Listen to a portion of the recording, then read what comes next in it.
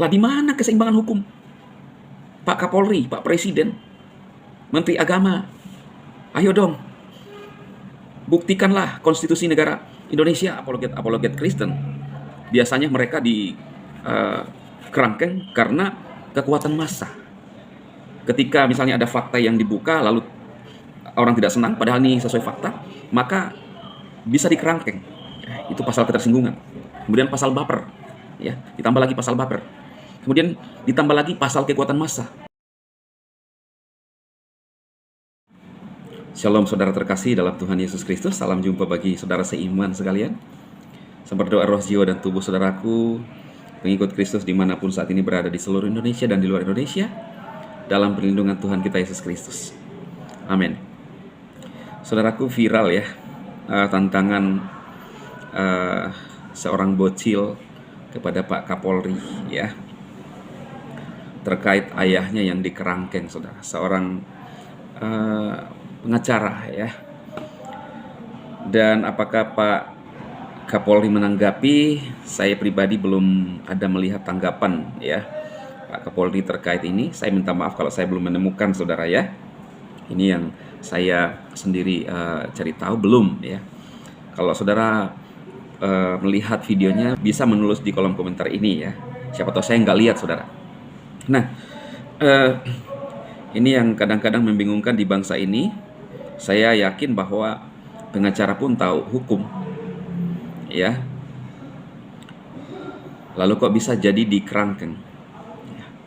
Maka itu anak daripada Pak Alvin ini minta keadilan dan berdebat, disaksikan media dan publik Indonesia terkait masalah-masalah ini, saudara. Ya, nah, ini hal yang sebenarnya menurut saya anak-anak kecil pun bisa mengerti sebenarnya orang yang pantas di hukum itu seperti apa. Ya. Saya pikir selama ini orang yang pantas dikerangkeng itu adalah orang-orang jahoid, saudara, ya, yang melakukan kriminal. Tetapi ternyata di bangsa kita orang berbicara ya bisa dikerangkeng atau menanggapi dan memberikan hak jawab. Nah, ini sangat mengkhawatirkan ya. Saudara, menurut saya sebagai anak bangsa ya, ini tanggapan saya sebagai hamba Tuhan ya, melihatnya kita sebagai anak bangsa punya hak berbicara, hak menanggapi ya. Ini perhatian serius buat para penegak hukum ya, khususnya dalam hal ini Pak Kapolri atau juga Pak Presiden terkait penerapan hukum keadilan di bangsa kita. Nah, kalau yang terjadi sekarang harusnya memang ada pasal-pasal ya yang saya coba tulis ini ya. Seperti yang kita lihat fakta-fakta, teman-teman. Harusnya ada pasal ketersinggungan ya. Ketika tersinggung atau kalah debat atau fakta yang dibongkar lalu tidak suka, ya ada pasalnya. Karena apologet Kristen biasanya mereka di kerangkeng karena kekuatan massa. Ketika misalnya ada fakta yang dibuka lalu orang tidak senang padahal ini sesuai fakta, maka bisa dikerangkeng. Itu pasal ketersinggungan. Kemudian pasal baper ya, ditambah lagi pasal baper. Kemudian ditambah lagi pasal kekuatan massa. Supaya jelas ya, sehingga orang ini tidak semakin banyak orang yang dikerangkeng.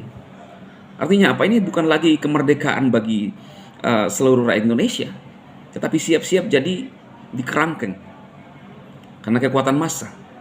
Ya, contoh-contoh yang kita lihat lah, karena saya sebagai seorang yang percaya kepada Kristus dan minoritas, ada banyak yang mereka dikerangkeng hanya karena beberapa dasar landasan yang tadi saya sebutkan. Di mana keadilan di bangsa ini? Ya. Jadi seperti terkesan dipaksakan. Ini hal serius loh. Kalau kita tidak ingin melihat kemunduran di bangsa ini, penerapan hukum itu harus sama.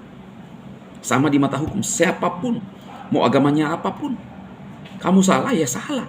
Contohnya, apakah ketika saya, ini contoh saja ya, ketika saya umat lain untuk beribadah, mereka lagi kusuk, lagi beribadah, lalu saya datang ke tempat ibadah aja. Pertanyaan saya, apakah saya akan dihukum sebagaimana yang dilakukan oleh oknum RT, ya, yang mengganggu Oten? Saya yakin tidak. Inilah yang kita maksudkan, ada keseimbangan hukum. Ketimbang mereka yang hanya duduk menanggapi, lalu kemudian 10 tahun penjara. MKC, apa bedanya dengan Yahya Waloni yang hanya 7 bulan menjalani kurungan? Berimbangnya di mana? Sedangkan sama-sama nyata-nyata sama-sama menghi itu pandangan. Bahkan si Kainama juga sekarang terus-menerus melakukan, kalau bagi kita itu penghi. Kenapa? Menafsirkan salah Alkitab. Menafsirkan salah, tidak sesuai pada porsinya. Dia tidak punya kapasitas lagi. Lah di mana keseimbangan hukum? Pak Kapolri, Pak Presiden, Menteri Agama, ayo dong, buktikanlah konstitusi negara Indonesia. Negara menjamin tiap-tiap orang untuk memeluk agama dan menganut kepercayaan. Kalau mau mengkerangkeng orang-orang yang ingin berbicara tentang keimanan atau menanggapi, ya pakai pasal ketersinggungan, pasal baper, pasal kekuatan massa. Dan niscaya orang minor akan selalu kalah dalam hal ini. Ya, karena memang Alkitab sudah berkata, kamu akan dibencoi oleh semua orang dan kamu hidup di tengah-tengah serigala. Itu kata Alkitab, saudara. Ya. Jadi sangat miris, sangat miris. Dan juga PGI, tolonglah PGI untuk bersuara. Kasihan mereka yang menanggapi, memberikan hak jawab terkait iman Kristen. Mereka kan terjadi perdebatan, lalu kemudian dikerangkan. Sekarang Sofia, ada seorang wanita yang juga sekarang dilaporkan karena katanya membuka fakta, ya, maka dilaporkan karena orang tidak terima. Ya itulah yang tadi saya bilang. Tidak ada keseimbangan hukum. Pak Saifuddin sudah harus di luar negeri dan tidak bisa masuk Indonesia. Kenapa? Sudah tersang. Kata dia 4 laporan polisi. Sudah tersang. Dia sebutkan bahwa UAS 5 laporan polisi. Tidak tersang. Ya inilah Indonesia. Tetapi UAS tidak bisa. Ada beberapa negara yang blokir. Kita nggak tahu apakah bangsa kita ini yang tidak beres atau negara lain yang tidak beres. Ya, jadi saudaraku, silahkan share video ini. Untuk apa? Untuk kita saling menguatkan satu dengan yang lain. Sekiranya petinggi-petinggi ini bisa terketuk hatinya. Di samping kita berdoa, kita harus juga mengungkapkan isi hati kita, unek-unek kita. Sampai kapan bangsa ini akan terus seperti ini? Mengkerangkeng orang-orang yang kita lihat, kan ada pasal penis.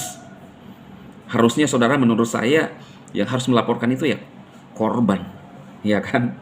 Kalau masalah pandangan, masalah agama, masalah debat, lo kok ada yang baper, maka itu harus ada penambahan namanya pasal-pasal baper, pasal-pasal kekuatan massa. Nah contohnya ayah dari anak ini, saya yakin dia juga tahu tentang hukum, tetapi dia dijerat. Apakah dia karena dia melakukan kejahatan? Tidak, hanya karena dia menyampaikan sesuatu yang menurut dia, maka dia dikerangkan. Itulah mengerikan, saudara. Kita hanya berdoa, ya, semoga ada terobosan hukum lah, ya. Ada banyak komentar teman-teman, kita lihat nanti ya komentar dari teman-teman di video itu, ada banyak respon yang positif, ya. Kita berharap pemimpin kedepannya bisa mengatasi semua ini, ya. Kita berharap sekiranya Pak Prabowo lah yang bisa memberikan terobosan hukum di bangsa kita, ya. Kita lihat belakangan ini, saudara, semakin banyak yang dikerangkeng. Ada orang-orang yang mengganggoi orang lagi beribadah, ada orang yang numbuk-numbuk tembok gedung gereja, nggak tahu gimana rimbah mereka, saudaraku. Aduh, sangat disayangkan.